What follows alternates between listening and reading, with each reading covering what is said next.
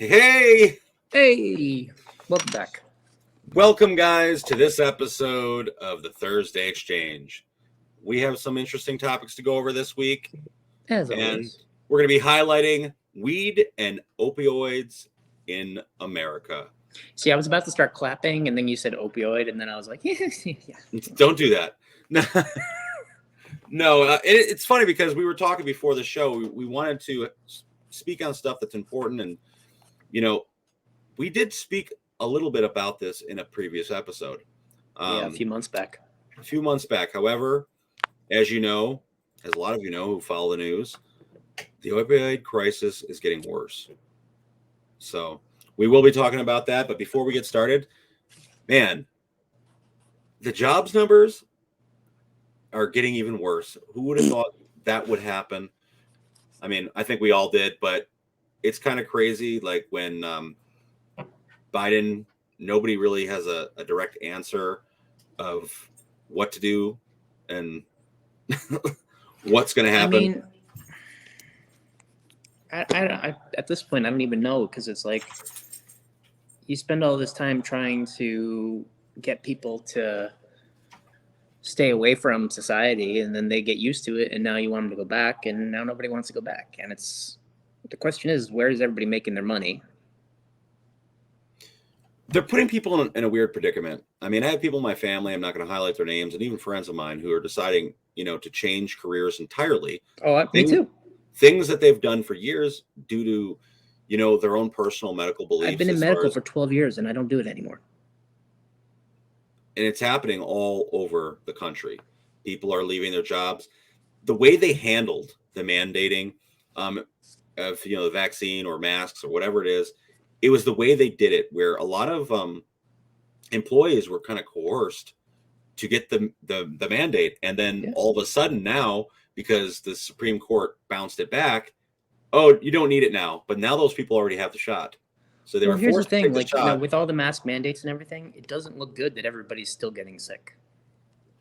No, they don't really have. And I support masks. Don't get me wrong, I support wearing them. You know that. Absolutely. I mean, there was a whole thing now with what's his name from Virginia, just got inaugurated, Yankin, who basically his first day in office. Take a look at this. We're gonna take a look at this. We're in Central Appalachia, the epicenter. Oh, wrong video. Sorry about that. Wrong one. Hours after he was sworn in as Virginia's new governor, Glenn Youngkin signed 11 executive orders, including one that banned teaching critical race theory, even though it's not being taught, and another that repealed the state's school mask mandate. Governor Youngkin says parents should decide whether their child wears a mask in school or not. Well, today, some schools in our area. I mean, the mask mandate thing in schools, why would you want to take that risk? Yeah. That's just a stupid decision. I don't care what you think. That's just the stupid. problem is that people are so stuck in their own bubbles of what they think that no matter what decision you make, there's going to be an opposing group somewhere that thinks you're a complete moron. If there was just a minuscule little fraction of a fact that it could possibly help you, why wouldn't you do it, especially when you're dealing with children? I wonder the same thing. I mean, I was nervous, like we've said before. I originally was very kind of ambivalent about getting it, because when you see the permission slip form where it says that you're an experiment, that made me feel very scared. Well, that's not even the whole vaccine I'm talking about. He's talking about a mask mandate in high school and in children's elementary school. I mean, that's banning that, going against, you can't tell them to wear a mask. Why not? I mean, for the time being, we don't have this thing under control at all. The numbers are skyrocketing. Let's face it, also, in school, kids are going to be kids, and they're going to take your mask off when you're not looking. Yeah. I mean, it's nuts, but I thought that was an interesting little video, and his first day in office, and all it is political play. That's all that is. I mean, that's all the office is, political play. I wouldn't expect much else from it. So let's watch this next video here. The number of Americans filing first-time unemployment claims in the first week of 2022 reached its highest level since mid-November. The U.S. Labor Department reports 230,000 new claims were filed for the week ending January 8. That is up 23,000 from the previous week. It's also well above the financial experts' estimate of 200,000 new claims. The good news, and there is good news, is continuing unemployment claims fell to their lowest level in nearly half a century for the week ending January 1st. Joining us now for more on this is Lori Bettinger. She is the president of Bank Alliance, a network of community banks, and she is also the former director of the Troubled Asset Relief Program under President Obama. Lori, we think financial experts know more than we do about what's going to happen with the economy or unemployment claims, but everybody's kind of guessing. It's a tricky business. Nevertheless, it says something when they expect the numbers to be here and they end up being higher. What do you think is going on here?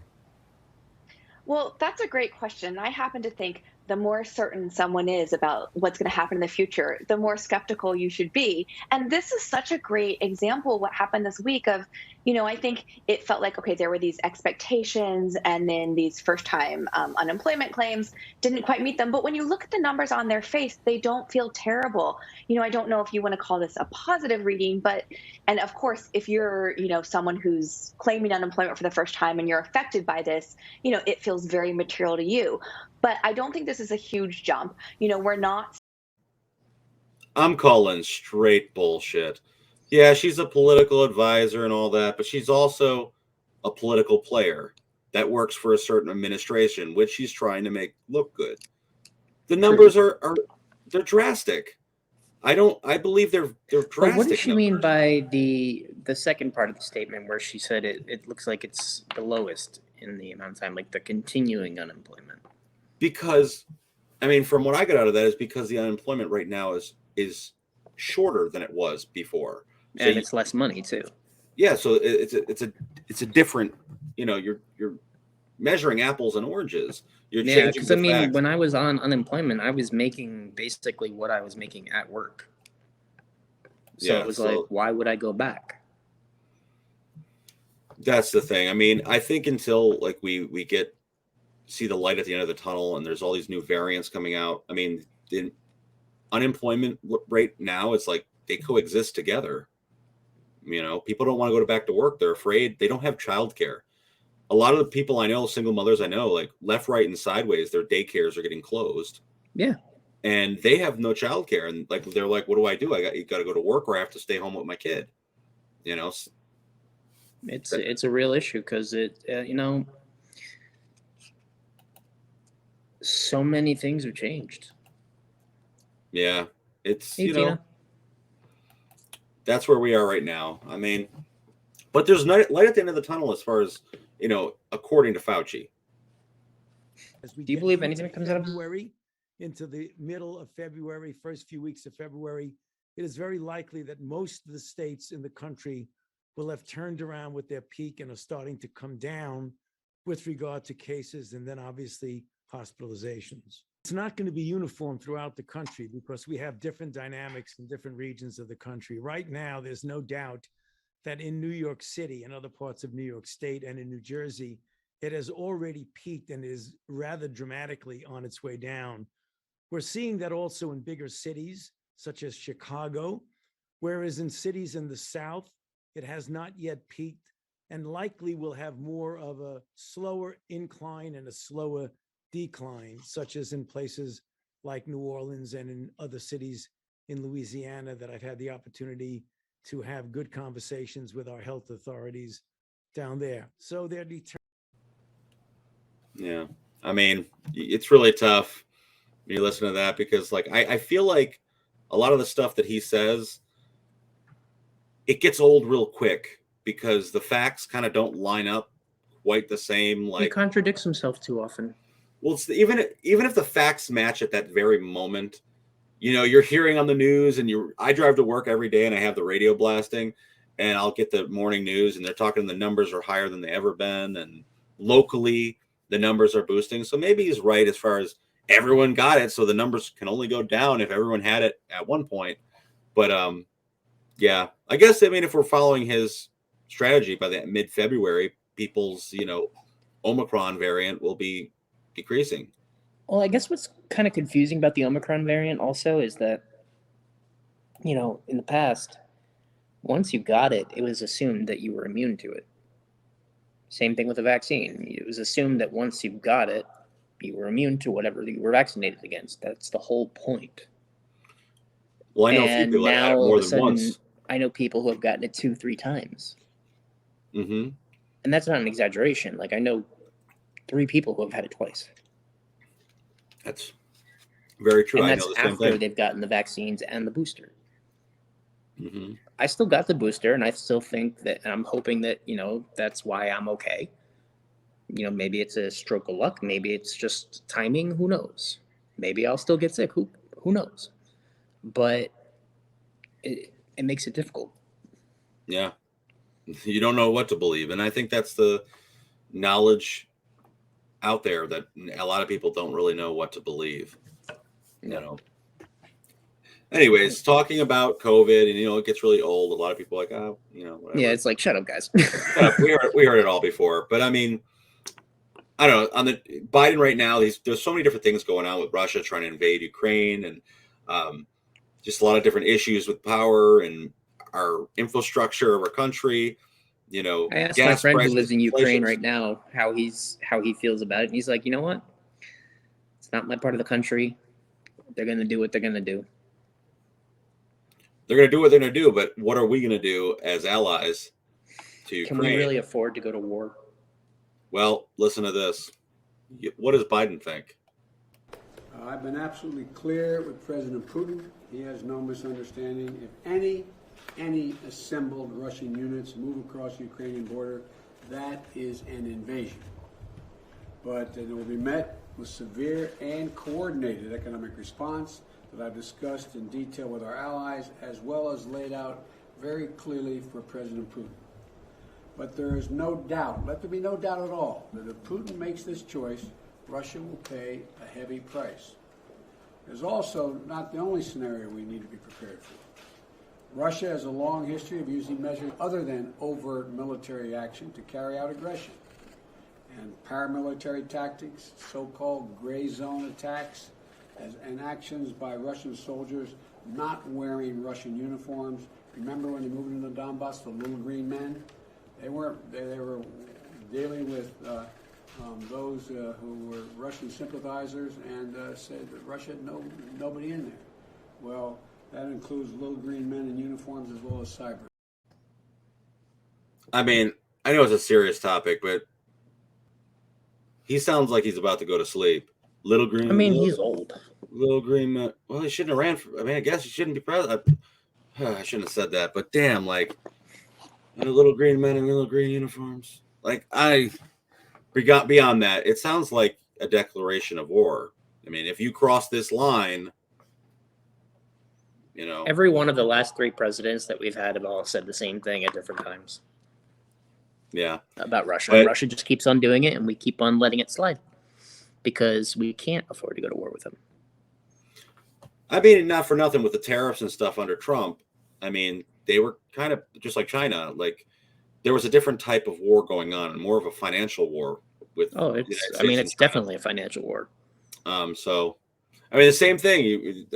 Another interview asked the same type of questions to Kamala Harris about, what's going on over there. What is their action going to be?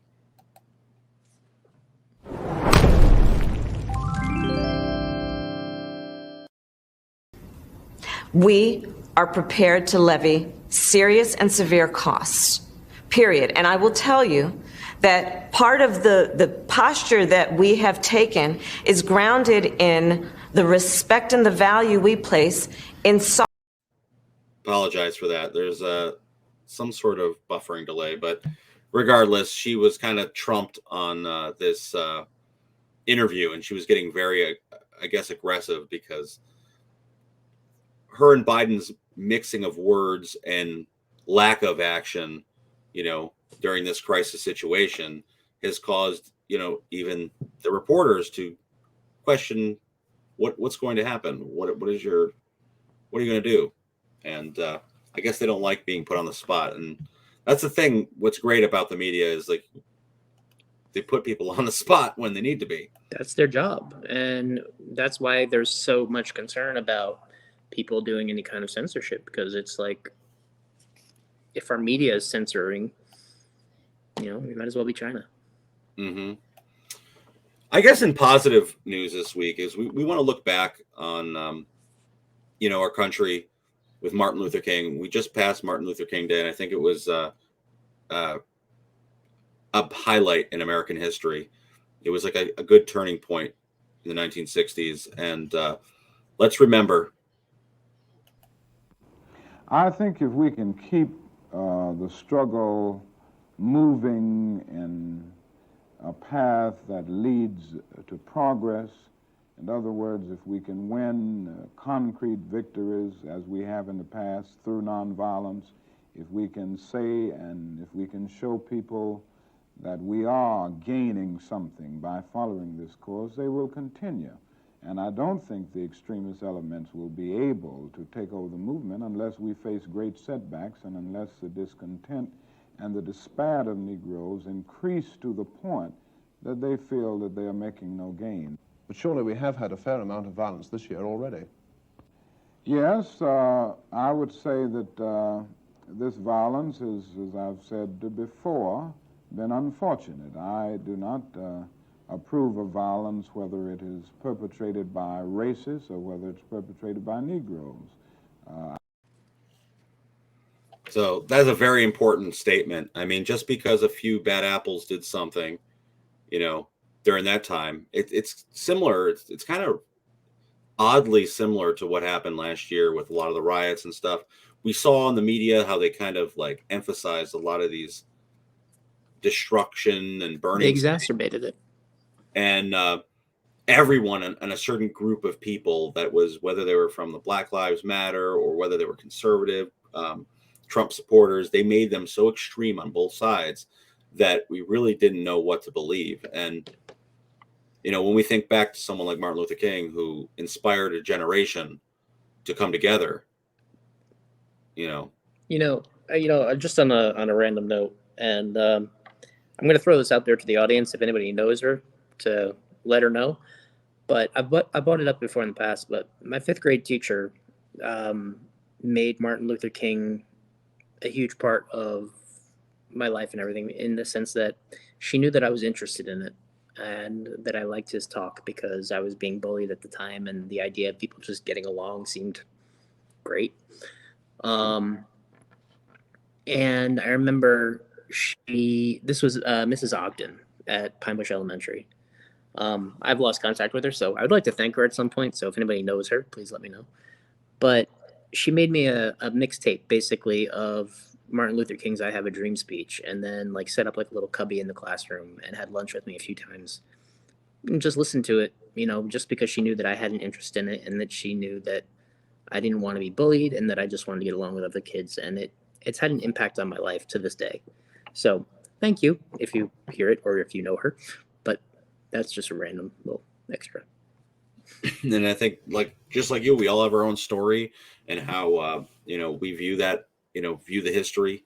And I think for decades, generations to come, they're still going to be talking about Martin Luther King and other people who will hopefully step up with the civil rights movement and continue to have equal rights for all. And that's, black, white, gay, straight, everyone to be paid equally, viewed equally, on an even playing field. Yep, but merit-based at the same time. Absolutely. I mean, we talked about not just an affirmative action swipe saying everything is this because of your color of your skin. No, absolutely. But the idea that certain groups of people are viewed a certain way, stereotypically, and the government might treat them a certain way without us even knowing. See how we're viewed abroad. Well, I believe it. I mean, when I went to Germany, I had a group of Africans, probably about 24 of them from 3 different countries, all surround me. "How's your Mr. Bush doing?" I'm like, I just said hi. Not to switch gears now from another topic, but imagine being so dedicated in your job, you continue after you get hit by a car. I know I wouldn't do it for my job. Nope. Now to a frightening moment that played out on live television. Tori Yorgay, a reporter for WSAZ, that's the NBC affiliate in Huntington, West Virginia. She was about to do a live report when she was accidentally hit by a car. Take a look. Unfortunately, in freeze thaw, we see this water main breaks.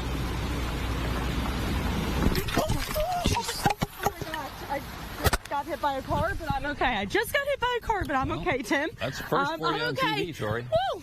We're all good. I'm okay. Yeah, you know, that's live TV for you. It's all good. I actually got hit by a car in college, too, just like that. Wow. I am so glad I'm okay. Yeah. You're okay. We're so He said that's a first for TV. There goes the ratings. It's like Puss in Boots. That's messed up, but I mean, she kept on going. I got hit by, she's like, I got hit in college too. Congratulations, you dunce. I actually got hit in my parking lot at work. A coworker backed up. I had really my quick, sister and run my foot over with the car and then run it back over when she heard me screaming and panicked and went into reverse. It sucks. Getting hit by a car sucks. It really does. You can't, I tried to look cool after I got hit by the car, but it fucking hurt.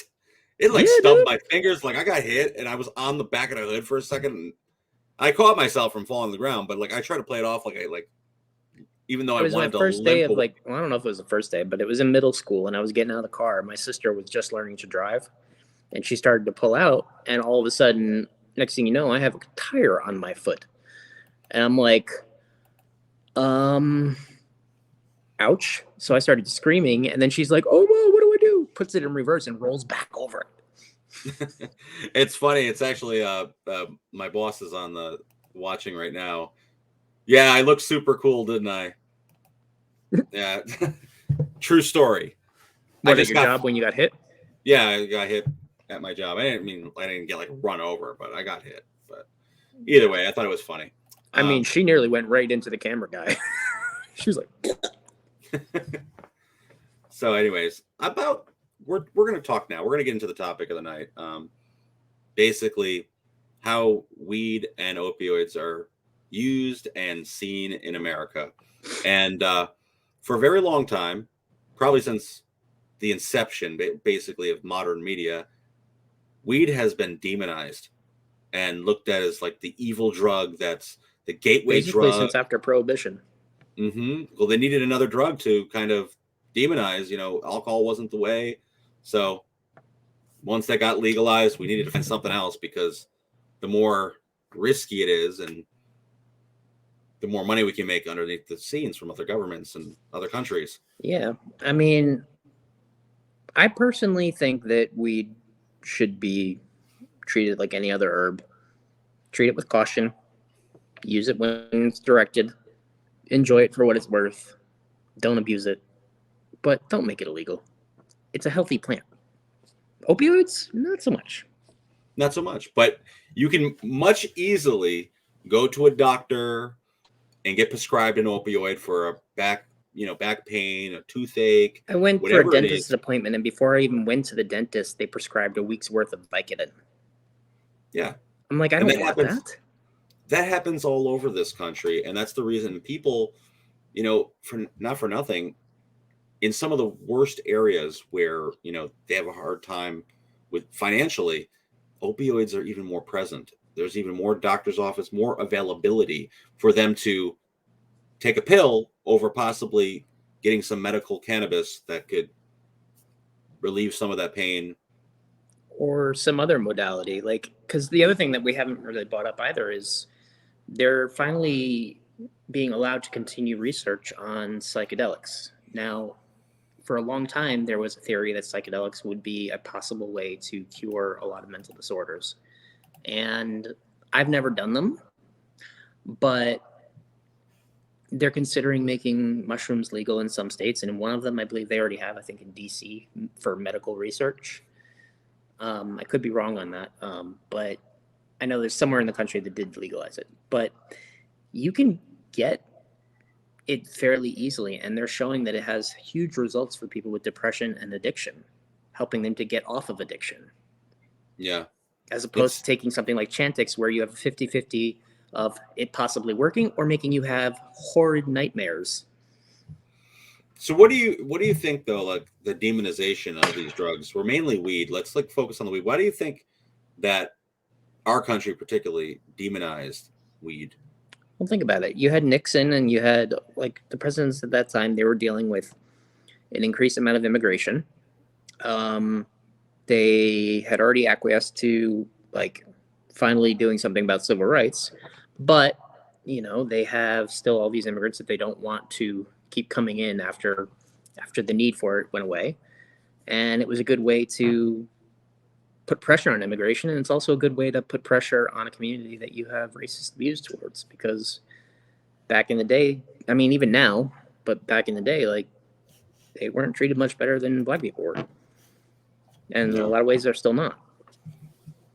It's insane the way it is. I mean, take a look at this. And this little movie, it's silly. It's a classic. It's a cult classic. And you know me, I love my movies.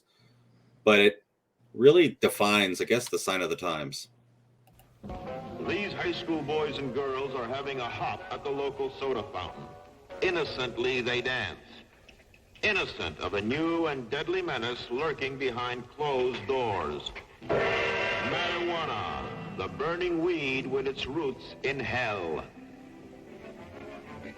In this film, you will see the ease with which this vicious plant can be grown in your neighbor's yard, rolled into harmless-looking cigarettes, hidden in an innocent shoe or watch case. If you want a good smoke, try one of these. You will meet Bill, who once took pride in his strong will as he takes the first step toward enslavement. Of course, if you're afraid.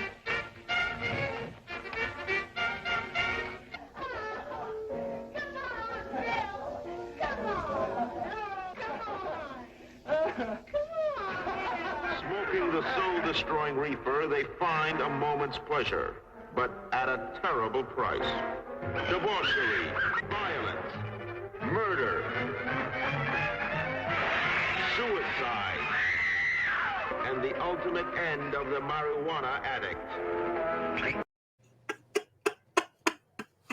So, death, murder, suicide. You know what it does to me? It makes me want to take a nap. Get munchies.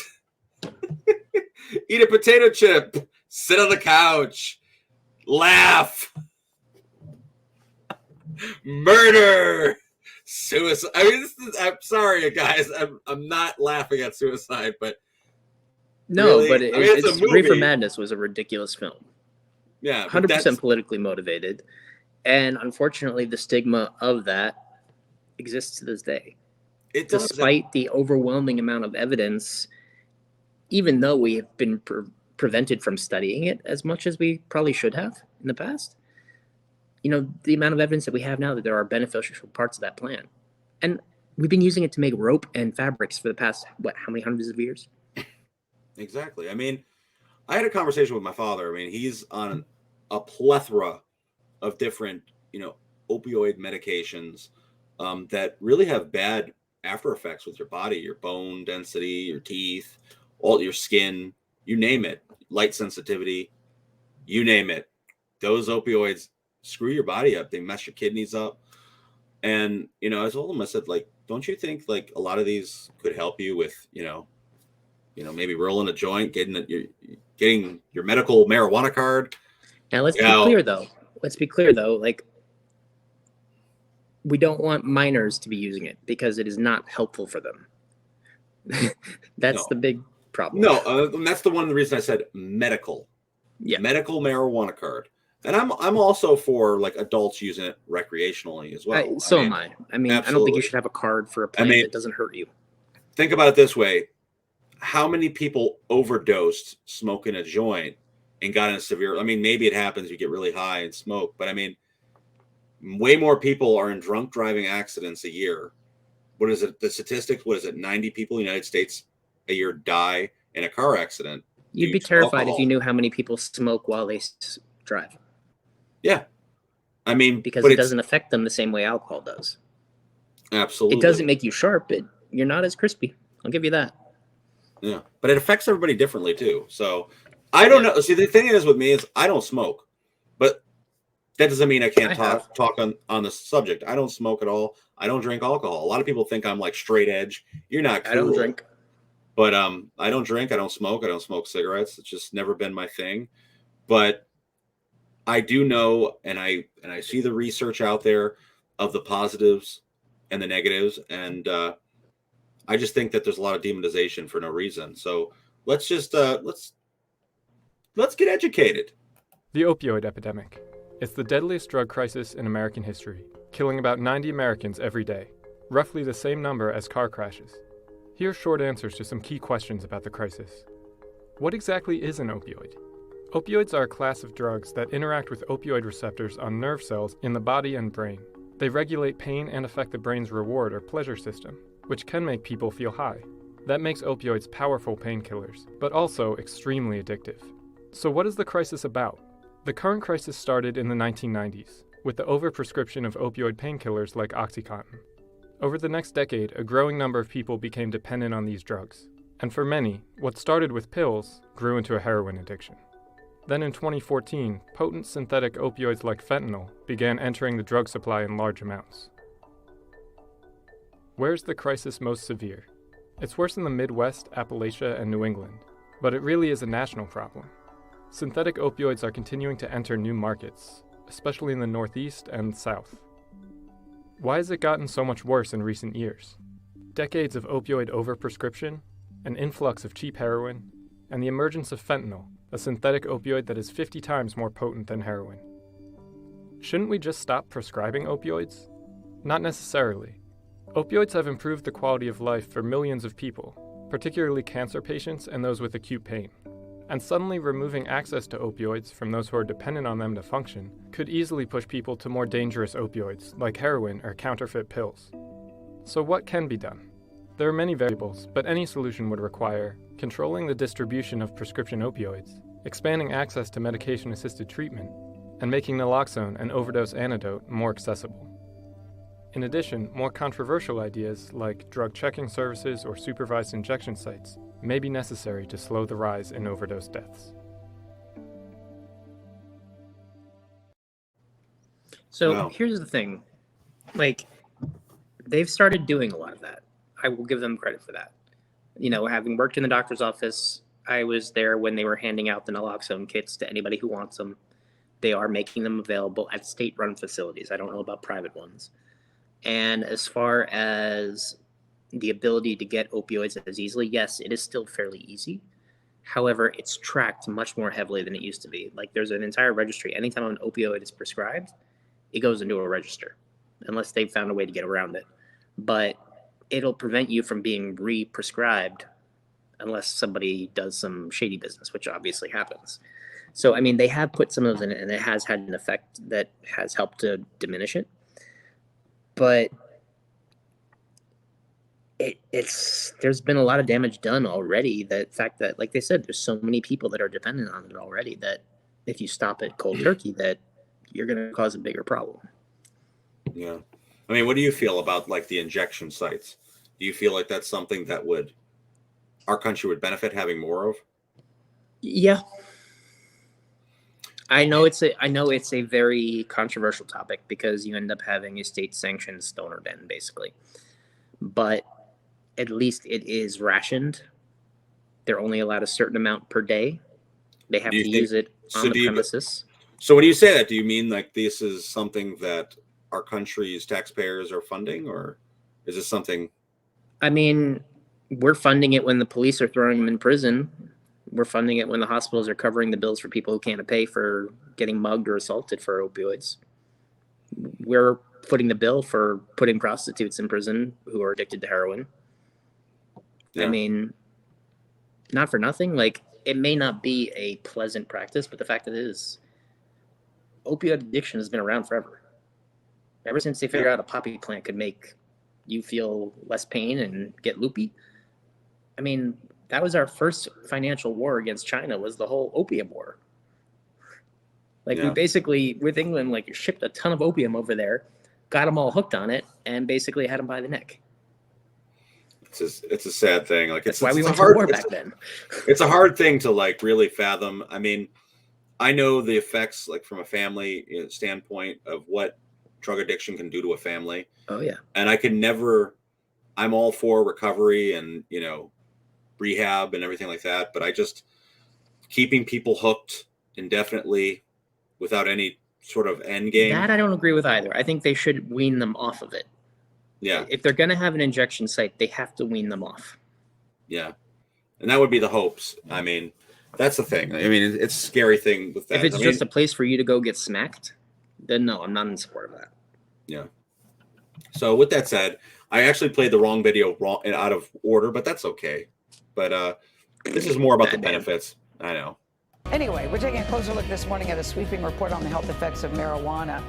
The National Academies of Sciences, Engineering, and Medicine published the results yesterday. Panel looked at medical and recreational use and examined more than 10,000 studies. Now, this is the most comprehensive review since 1999, well before attitudes on the drug evolved. And today, 29 states and the District of Columbia allow some form of legal marijuana. Our Dr. John LaPook is here. He joins us at the table. Welcome, Dr. Morning, LaPook. Gail. So there are 395 pages to the report. I can say you're the only one at the table that's read all 395. This is true. We're glad you did that because now you can share. What'd you learn? What'd you see? Well, in terms of treatment, there's pretty solid evidence that can be helpful in alleviating chronic pain in adults, nausea from chemotherapy, and then spasticity or muscle spasm in people with multiple sclerosis. They also looked at a whole bunch of other things where there wasn't quite adequate research. They said we need more research for things like epilepsy, PTSD, even anxiety. Were you surprised that there are some clear health benefits from marijuana? Not at all. This drug, cannabis works on a system in our body called the endocannabinoid system, which is this amazing system that we're just starting to scratch the surface of. It's important for all sorts of things: pain, mood, anxiety, even immune function, reproductive function, blood vessel, heart. I mean, we're just figuring out. This is pharmacologically active, and it's not surprising to me at all that you can manipulate the system and get some benefits. But it also lays out the risks. Right. Yeah. Right. There are risks, and I spoke to two of the authors yesterday, and they pointed out it's so hard to figure out exactly what the risks are because a lot of this is based on self-reporting. There's more than 100 different cannabinoid chemicals that are in cannabis, and people take it all sorts of different ways. But the bottom line was they were most concerned, or one of the large areas of concern was with adolescents, right? The earlier you start using it, the greater the concern for abuse. I'm asking this, is it because of the effect it has on your body, or because it's viewed in some cases as a starter drug, so you end up somewhere else in a much more severe drug? Yeah, this is $1 million question, and of course the problem is figuring out, is it people who have that type of personality, they would have gone on anyway, or is it that this is somehow a gateway to it? And again, one of the problems is this all this self-reporting. We don't know exactly what people are taking. There's different forms, different ways of taking it, and it's hard to do the science. I remember your 60 Minutes report. You went to Colorado, spent a lot of time there looking at recreational drug use. Yeah, so a little bit of the highs and the lows. I mean, just from that one. No pun intended. Yeah, highs and lows. But it's interesting, and it kind of goes back to your earlier statement about adolescents smoking, which, I'm really not for. No. Everyone has when they were younger for the most part. But, for someone to get hooked, young, with lower birth weights and, their high function, And let's beyond face real it, learning. if you're driving intoxicated, it may be safer than driving on alcohol, but you are still intoxicated. Mm-hmm. It's still a crime. So that's one thing that people need to take into account also, is that if you are going to use it, you got to be responsible about it. And also be aware of who you're doing it in front of. You don't want to influence people to do it just by it becoming so accepted that they're like, oh, well, everybody's doing it, so why not? Like, unfortunately, that happens. Mm-hmm. I don't know. It's wild because, like, to this day, there's still people out there. Actually, I guess the shifts have changed a little bit. I mean, now you're seeing ads for cannabis. You're seeing billboards up. So it is changing. It's the older generation that kind of stuck on their belief system. Yet, Yeah, and I mean, there are legitimate concerns, like they said, with schizophrenia and things like that. And if you have a history of mental illness, perhaps you shouldn't be screwing around with stuff that can screw with that. Yeah. But I do agree with what they said about the tendency of people who are using it, that if they went on to a harder drug, they probably would have already anyways, because underlying addiction, unless you got started because your doctor prescribed you too much and kept you on it for too long, and then all of a sudden you're hooked, which is what happened to millions of people. But outside of that, if you're just starting out with a joint, like, chances are you're starting out with it as a part of your thing, but you're staying on it because it's alleviating some sort of suffering, or emotional or physical or otherwise. And, you know, like, that's a big factor. And I forgot where I was going to say with that, but, you know, that's me. You were going to say this. It's like losing your best friend. It's losing your soulmate. It's losing the one thing that made you whole. For me. Courtney Bartley had only been married 4 years. Was all I could ever ask for. He was one of the sweetest men I'd ever met. After years of sobriety, her husband Seth overdosed on fentanyl on March 30th last year. 4-year-old Isla and 2-year-old Elise barely knew their dad. When I look at my girls, that's a whole different type of loss. Like I had never experienced pain, except for when I see my girls cry out for their dad or grab a picture and hold it close to their heart, because that's the only way that they're going to get to feel him. You can look back over the last 10, 20 years. When it comes to opioid-related mortality, we've seen a significant increase in the number of overdose deaths nationally over the last 10 years in particular. Psychologist Navdeep Kang is the clinical director at Brightview Health, an addiction treatment center founded as the opioid epidemic hit Southern Ohio and the region he describes as the cradle of the crisis. The opioid epidemic and all of that overdose death has really ravaged the community here, has shined a light on what people have been dealing with. Nationally, there were 81,000 drug overdose deaths from May 2019 to May 2020, the highest number of overdose deaths ever recorded in a 12-month period, according to the CDC. And the agency says the pandemic played a role in that surge. Here in Ohio, the Attorney General issued a warning saying Ohioans died from an opioid overdose at a rate of 11 per 100,000 people in the second quarter of 2020, more people than in any time since the epidemic started in 2015. Scioto County was hit hardest, with 35 opioid deaths per 100,000 people. You had asked me a year ago what would have been some of the worst ingredients to add into the mix as it pertains to the mental health of Americans. I would have told you economic despair and social isolation. Substance use disorder is a disease of isolation, right? The opposite of addiction being connection with other people, being a meaningful life, being relationships. COVID has taken a lot of those things away from us. Yeah. I feel like a very relevant topic of how the pandemic's impact on the opioid crisis. And 100%, because during the pandemic, for a lot of people, it got really dark for obvious reasons. But there were a couple times where I even considered trying something just because I was miserable and just wanted something to feel good. I didn't do it, but that thought crossed my mind, and that had nothing to do with being on anything else. Like, I wasn't intoxicated or anything else like that. Now imagine if you're somebody who's dealing with something even worse and all of a sudden you're cut off from everybody. Your tendency is to reach for comfort. That's what humans do. And if it has a hook in it, you're screwed. But they were talking about the social isolation thing, and they did studies where rats were given, basically 2 groups of rats were analyzed where heroin was introduced into their water feeder, and they were given the water, and they noticed that the rats who were kept in isolation went back and kept on drinking that water until they died from overdose. The ones who were in a community, who were given enough food, good shelter, things that you need for basic survival and for community, they tried it, and the majority of them did not go back. So that says something huge. If you put everybody in a miserable situation, of course the amount of people using it is going to go up, because people are desperate. That's absolutely. I think that's you hit the nail on the head right there. I mean, it's how I got fat, by eating sugar, because I used it the same way. Think about it. How many people are overweight because they reach for a candy bar when they're sad, or a tub of ice cream? Something It's to the do. same Boredom. tendency. I think a lot of things happen when your mind isn't, your mind isn't moving. You have blank thought. You're alone.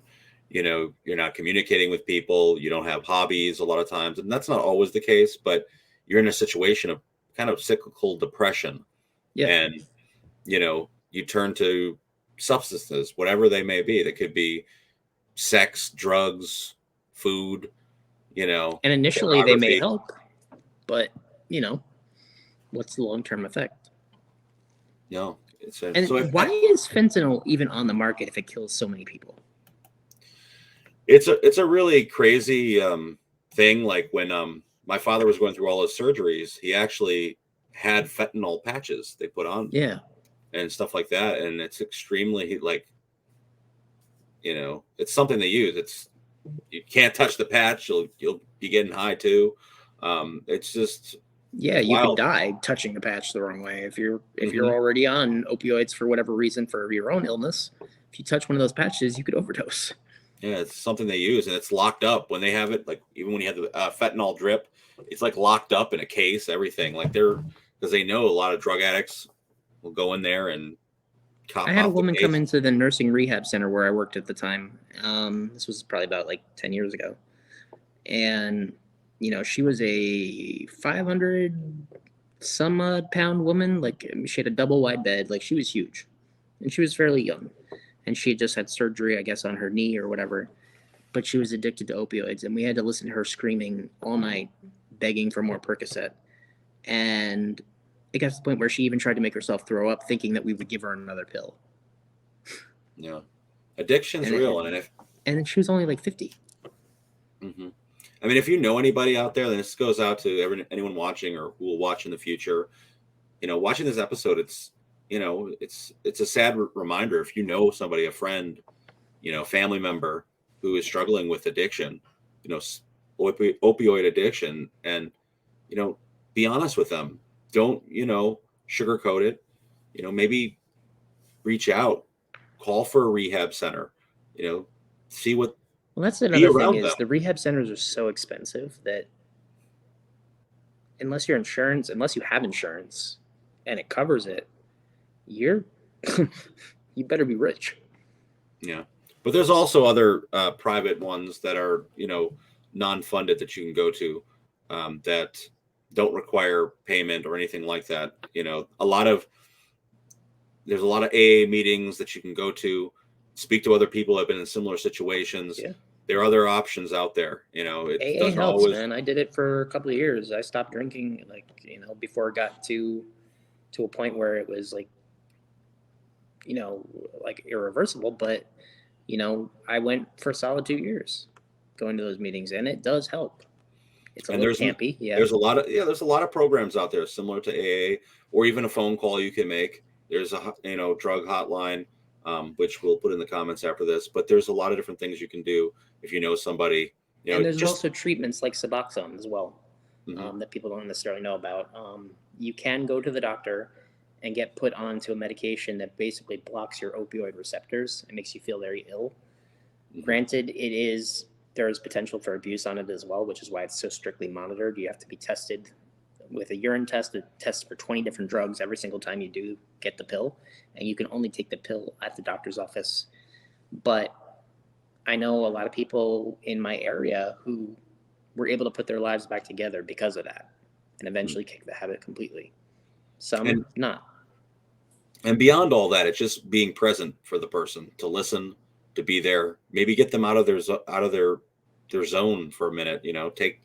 Go out to the movies with them, go somewhere. And also with them. knowing when to cut them off if you need to, because sometimes it takes hitting rock bottom for it to sink in. Well, that's what I said. Being honest, being severely honest. I know a lot of people who, when someone's doing something really screwed up and messed up, as opposed to giving them the hard truth, they just kind of either ignore it or just accept it. And sometimes you got to be verbally disagreeing with someone's lifestyle or have an intervention. Exactly.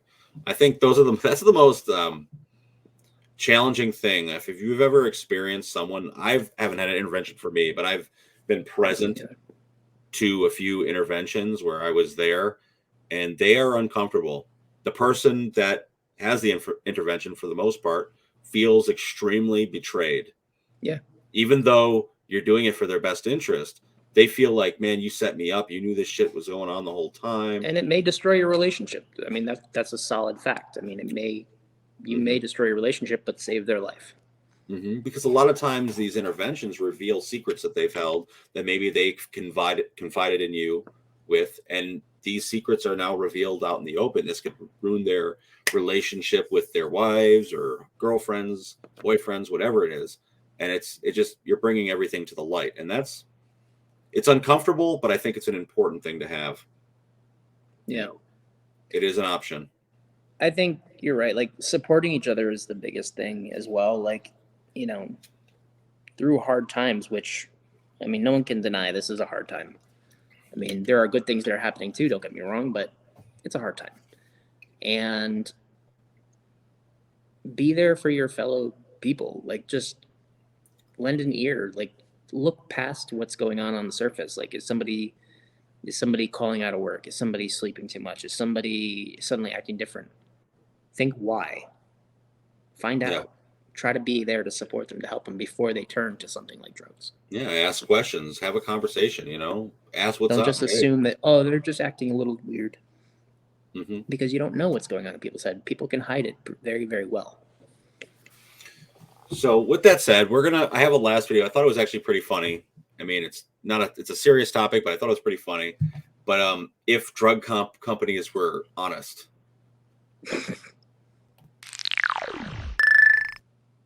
Hello, America! Specifically, hello to the 90% of America with health insurance. The other 33 million of you, well, hit the bricks. I'll wait. Hi, the rest of you. I'm Roger, and I believe you're entitled to the health care that you need, or perhaps the health care you can afford. That's why I founded Horton Pharmaceuticals, a company dedicated to holding drug patents. Our drug company gains patents by hiring the smartest people in the world and giving them anything they need to develop the latest, most effective, most cutting-edge business deals. Deals to buy existing drug patents. You are the best, Dirk. Dirk's an attorney. Anyway, after we spend money advertising the drugs we patented and other money getting doctors to prescribe our drug and other money lobbying in Washington, we spend, the rest of it on research. And don't get me wrong, it costs billions of dollars and years and effort to develop just one new drug. But believe me, we've got many, many more billions than that. That lobbying money brings us $30 billion every year that used to be your taxes. Your taxes. I know this sounds complicated, so just think of it like this. Oh, hey.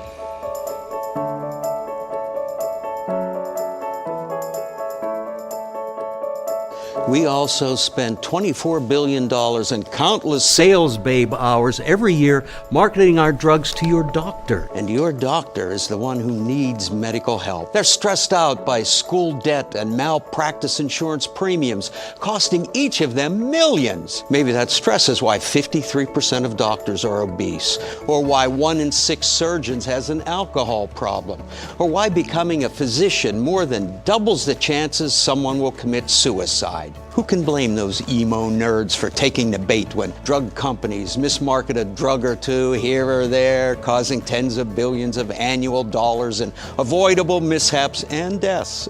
But don't worry.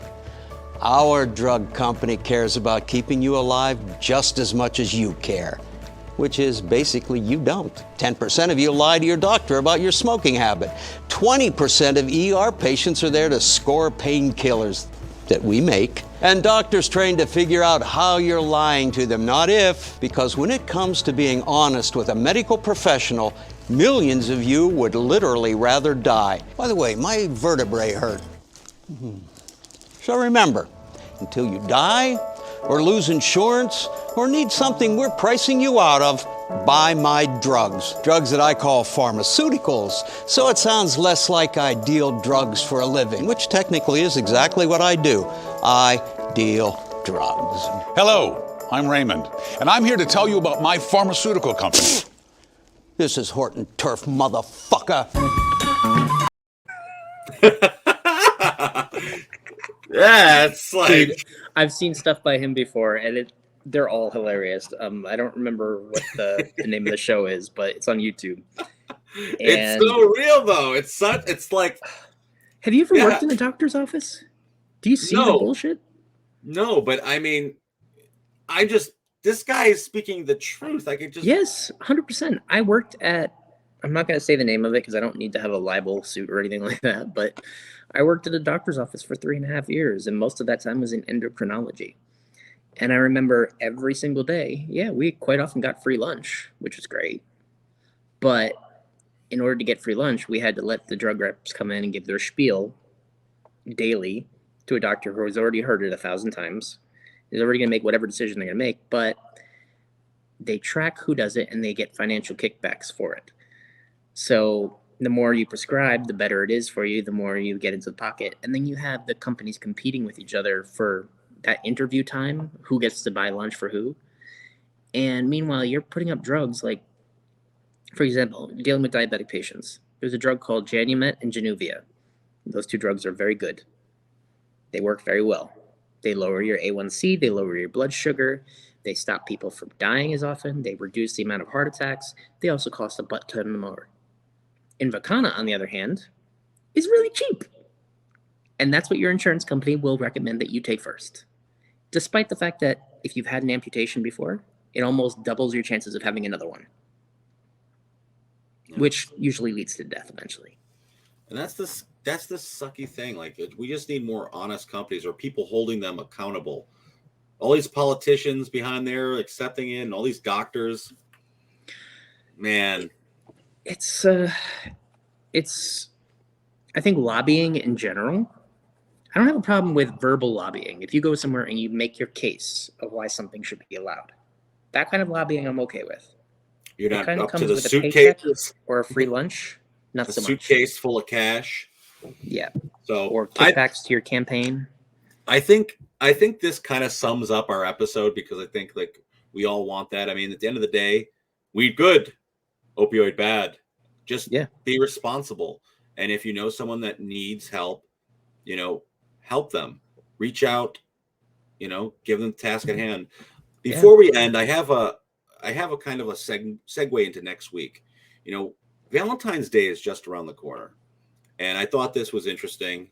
Another kind of silly but very serious video. Not silly. People are going to think I'm sadistic. About dating. So dating is already sadistic. So dating's very sadistic, and online dating. And I think next episode we're gonna get into online dating, sex, and the world of relationships. So we're gonna get into that next week. But do they still exist? Take a look at this. We're going to have a great time together. It may be the creepiest episode ever on The Dating Game, because this bachelor looking for love back in 1978 is actually a serial killer. I'm called the Banana, and I look really good.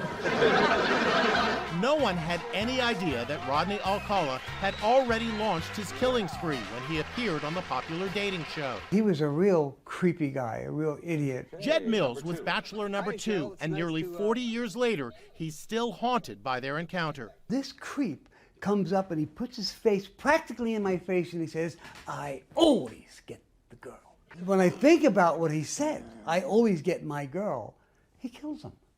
That's what he's talking about. What's your best time? The best time is at nighttime. Despite Alcala's weird behavior on the dating game, the Bachelorette chose him, but never went on the date because she reportedly found him creepy. Lucky for her, because Alcala would later be found guilty of 7 murders. Investigators believe he may have actually killed up to 130 victims based on photos found on his property. Say hello to Rodney Alcala. Now the disturbing story is being made into a movie, Dating Game Killer, airing this Sunday on Investigation Discovery. Check out the eerie resemblance of actor Yeah, so I thought I'd show that video. Not sure where the relevance is, but definitely interesting. Well, definitely not the relevance as far as dating and caution of dating. I've heard a lot of horror stories people make when they go on these strange dates of people they've met online, and I think that Just talk to me for half an hour. You'll have enough for a comedy special. Yeah, well, next week, guys, and like I said, that's why I brought that up, and it's our little Valentine's Day segment, and we're getting into Valentine's Day, people. So be special. Thank you guys for watching. Please share, and we will see you guys next week. Peace out.